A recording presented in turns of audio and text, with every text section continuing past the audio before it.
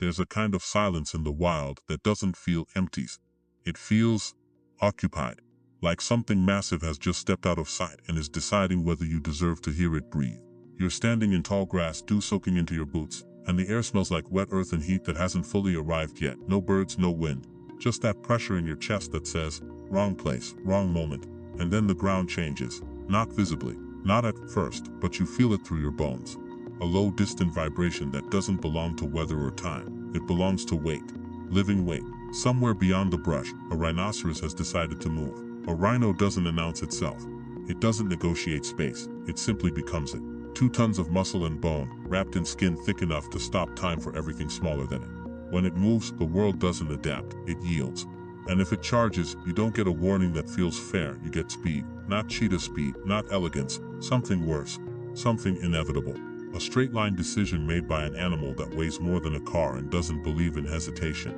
A rhinoceros isn't built like a predator. It doesn't need to be. Its body is a fortress designed by pressure, not precision. Massive shoulder muscles drive a head that feels like it was carved from stone. That horn isn't decoration, it's direction. A forward-pointing statement. Move or be moved. Its eyes are small, almost misplaced on something so large, but that doesn't make it weak. A rhino doesn't rely on sight the way you do. It reads the world through vibration, scent, and memory written into instinct. It doesn't need to see you clearly. It just needs to know you exist. There's a myth people tell themselves on safaris that if you stand still, the wild might forget you're there. But a rhino doesn't forget, it calculates, and sometimes, it decides. A broken branch, a wrong scent carried by wind, a calf too close to perceive danger, or sometimes nothing you would recognize as a reason at all. Because in the rhino's world, uncertainty is threat, and threat must be erased. When it begins, it doesn't feel like chaos, it feels like commitment. The lowering of its head, the shift in weight, the first steps that turn into something heavier, faster, final. It doesn't chase like a predator, it removes distance. People who have seen it up close often discuss the same thing. The sound comes before the fear catches up, a deep rhythmic impact like thunder learning how to walk. The grass doesn't sway. It disappears under pressure, and then it emerges. Too large to process quickly, too real to fit into instinct immediately. A rhino in motion is not something you watch. It is something that decides how much space you are allowed to keep. There are documented encounters where even experienced guides misread the moment. Calm animals becoming sudden walls of movement, closing distance faster than judgment can adjust. Radios scream, feet scatter, and in the dust that follows, clarity disappears first. Because a rhino charge is not about anger, it is about certainty. The certainty that something in its path does not belong there anymore. Its body is built for that certainty.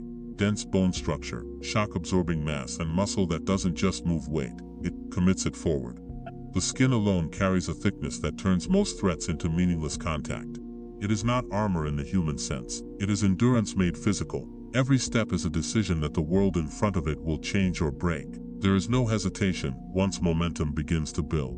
And momentum is everything. Not speed alone, but the disappearance of time between decision and impact. Sometimes the trigger is obvious. Sometimes it is invisible to human eyes. A smell, a sound, a presence misread as intrusion, and once that line is crossed in the rhino's perception, retreat is not part of the equation. There are places in Africa where guides talk about it in quieter tones, not as a spectacle but as a reminder.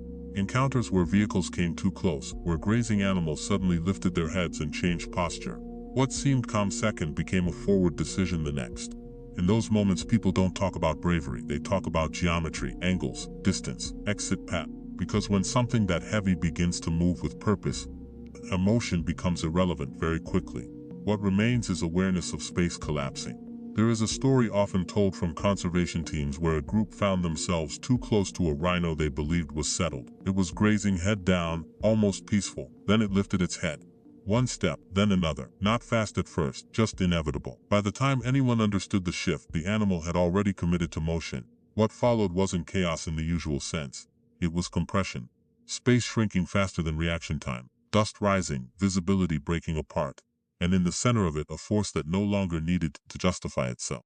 Because that is what makes a rhino charge terrifying. It doesn't argue with the world. It overwrites it. If you strip everything away, the fear, the myth, the scale, you are left with a simple truth. A rhino is not unpredictable. It is extremely consistent once it decides something is wrong in its space. The unpredictability is only in when that decision happens. And when it does, everything after becomes a race against something that doesn't run the way you do. It arrives, it closes, it becomes the space you thought you still had. People often think survival in the wild is about strength or intelligence. But in moments like this, it becomes about timing. Being somewhere else a fraction of a second earlier. Not being in the line that nature has drawn without asking permission.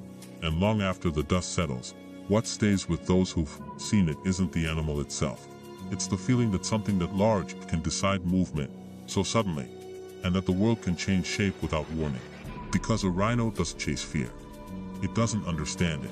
What it understands is presence, and when presence becomes uncertain, it replaces uncertainty with force. So if you ever find yourself in that kind of silence, the kind that feels too heavy to be emptied, don't mistake it for peace. That is not peace, that is distance disappearing.